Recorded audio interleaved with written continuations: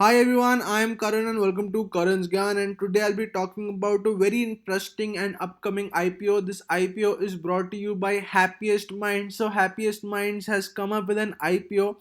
I went through the red herring prospectus of this company and I must tell you I was amazed by what this company is offering us. It has really good management, it is in a really good business segment, and it has really good results over the past 3 to 4 years. So I'll be discussing each of these in detail. I'll be discussing the business it is in, I'll be discussing the promoters, I'll be giving you a brief highlight about what I think about this IPO.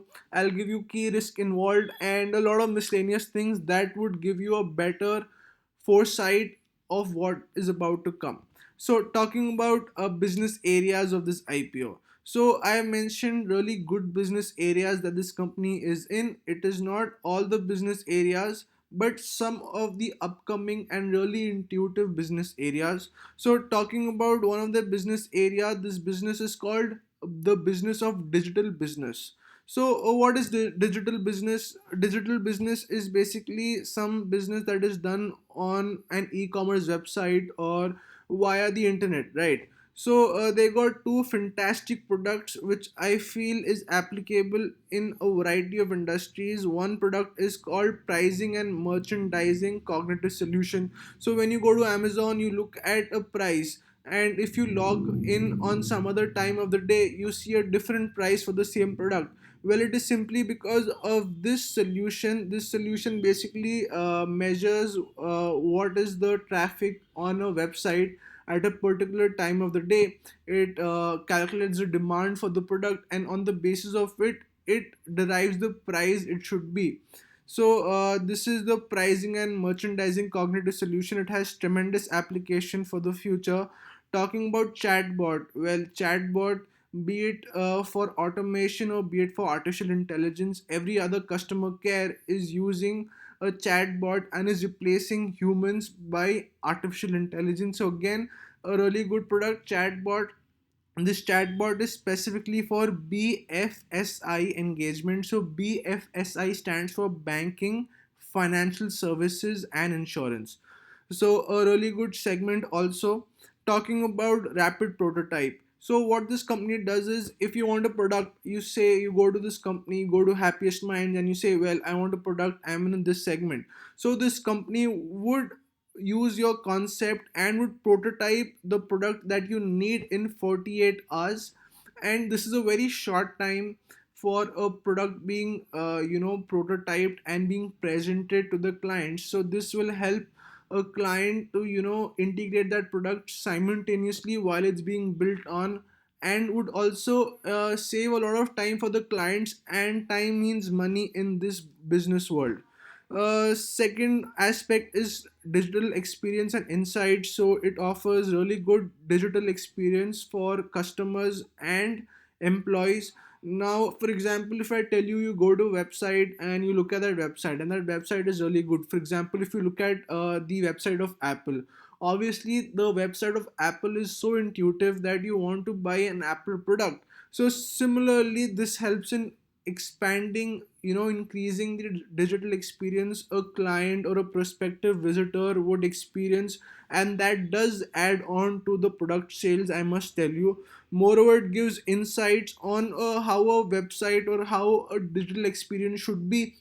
So after seeing what a customer leaves the website, or what makes a customer buy something, or what makes a customer not buy something, so the insights are also very important, helps in finding digital insights. Finally, internet of things. So there are very handful of companies that are involved in internet of things. As you know, 5G is being developed in India. It is being tested by Geo, and when 5G is operational in India, which should be in the coming 2 to 3 years, Internet of Things would start booming. And if Internet of Things start booming, I see a lot of scope for this company, Happiest Mind. So Internet of Things is a really important business segment that you need to consider when you are investing in this company, because Internet of Things is the future. So talking about partnerships with this company is with really good partners. It has really good partners. It is with Amazon Web Services, like I told you, the pricing and merchandising cognitive solution. So this provides the pricing solutions for Amazon. It is a part of Microsoft Azure. It is in partner with Microsoft Azure. It is a cloud computing based platform. MongoDB ThingWorks. So I don't know much about MongoDB and ThingWorks, but what I know is that they are also in cloud computing solutions. Now, looking at the promoters, so this is the jackpot of this company right here. It is the promoter. So if you know, this person is called Ashok Sota. So this person is a genius, I must say. He was Wipro's president from 1984 to 1999. In Wipro's prime years, in the prime 15 years, he was the president of Wipro. At 19 in 1984, Wipro had only a business of $2 million, and by the time he left in 1999, he grew Wipro's business from $2 million to $500 million. So of course he's got excellent experience in this industry, in the IT industry. Moreover, this person, Ashok Sota, he co-founded Mindtree in 1999, and it is a billion-dollar company. It has a current revenue of $1 billion. And just so that you know, Mindtree had an hostile takeover about a few years ago by LTI, Larsen and Toubro Infotech. So Mindtree is doing much better than what it was doing earlier.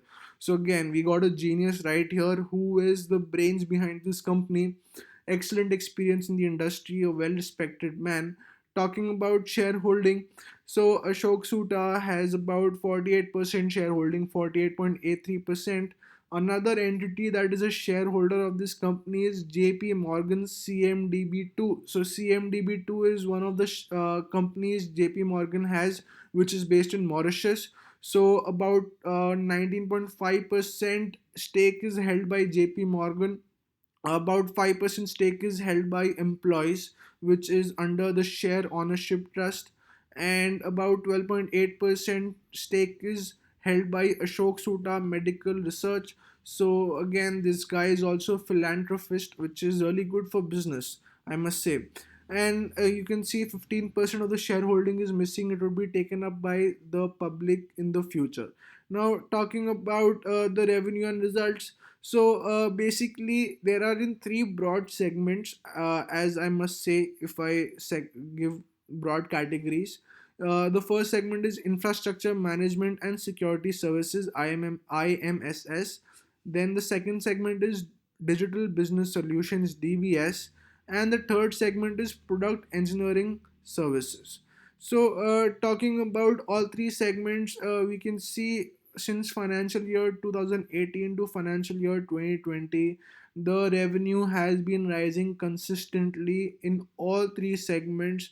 And I must say, the product engineering segment or the product engineering services is the kingmaker, earning more than half of the revenue. Talking about results, if I look at results, the results is increasing. It has almost doubled from what it was in financial 2018 to financial year 2020. If I talk about the product engineering services, again, it is the most profitable segment that they are operating. For example, in the year financial year 2020, we see it had a revenue of 352 crores, out of which it made a profit of 118 crores. So an excellent profitability. Now I'll give you a profitability idea better. So this is basically the profitability based on the results and revenue. So results is basically how much profit they have earned in that segment, and revenue is how much income that they've got from that segment through sales, through clients, and other companies or products. So if I look at profitability, highest profitability is demonstrated by PES, which is product engineering services, and it is kind of flat around 30%. So excellent profitability. It made a good profit of about 42% in financial year 2019. Talking about IMSS, which is Infrastructure Management and Security Services, the profitability has been increasing from 7% to 20%. Similarly, in digital business solutions, the profitability has been increasing from 6% to 20%. So again, we are seeing growth here, and growth is really important. Now, talking about segment revenue growth, so I have given the growth of companies based on in comparison to the last year. So we can see in financial year 2019, the year-on-year growth has been 30% in IMSS, 35% in DBS, and 32% in PES. So if I just give you the gist of it and not go behind the numbers, I can say that the most profitable and highly growing segment is the product engineering services segment. All right, we can see most revenue by PES, best results by PES, highest profitability by PES. If I look at the least profitable segment, it is infrastructure management and security services, and the least growth is demonstrated by the digital business solutions. So these are the three factors you need to know about the segment. So a really important segment of Happiest Minds is product engineering services. Now talking about geography wise revenue.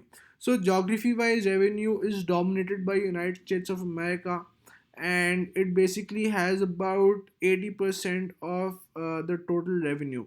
So US is a very important client for this company.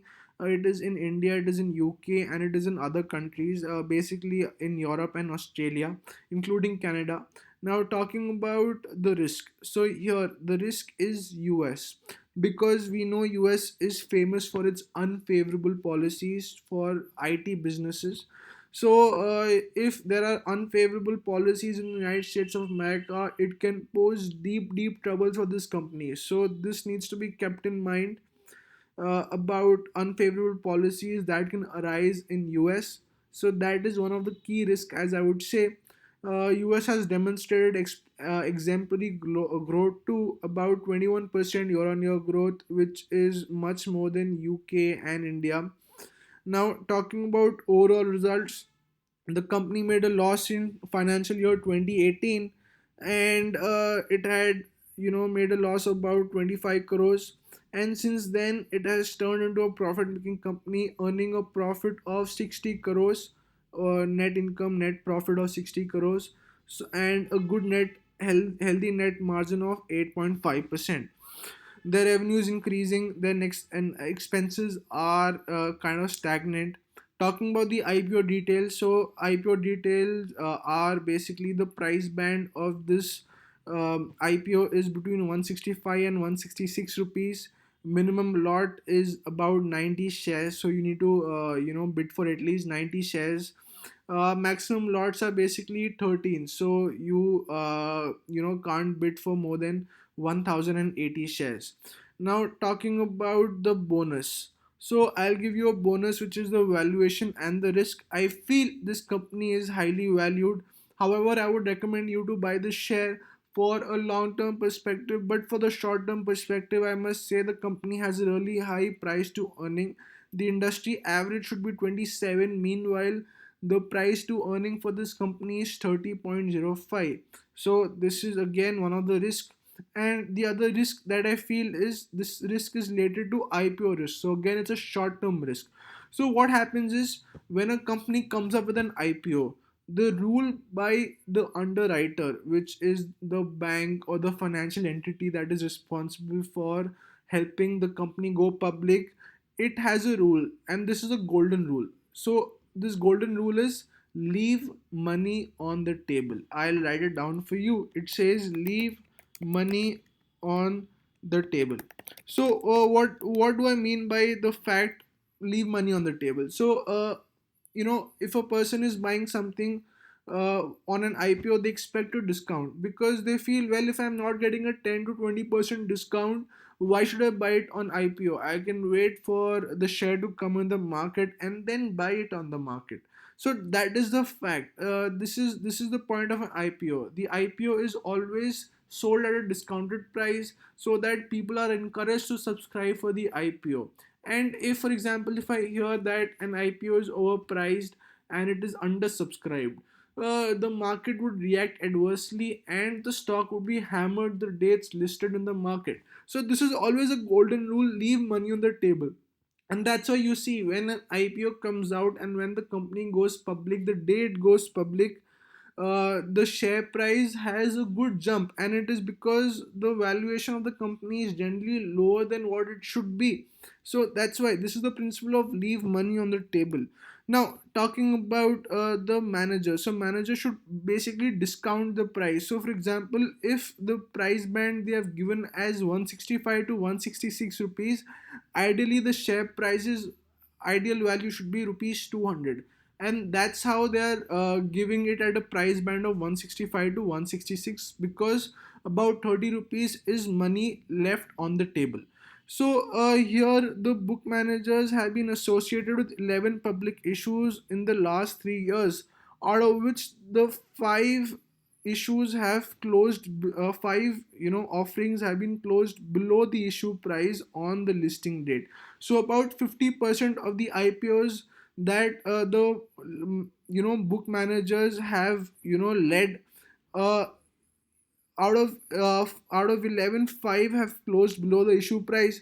So this is another risk for this company, for Happiest Minds. If they have overvalued this company, and by what I'm seeing by the PE, I feel this company is overvalued.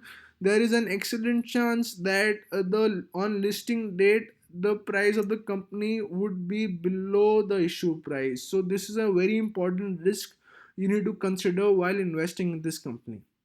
So, guys, this is my take on Happiest Minds IPO, and I hope you like the video. Thank you very much and have a nice day.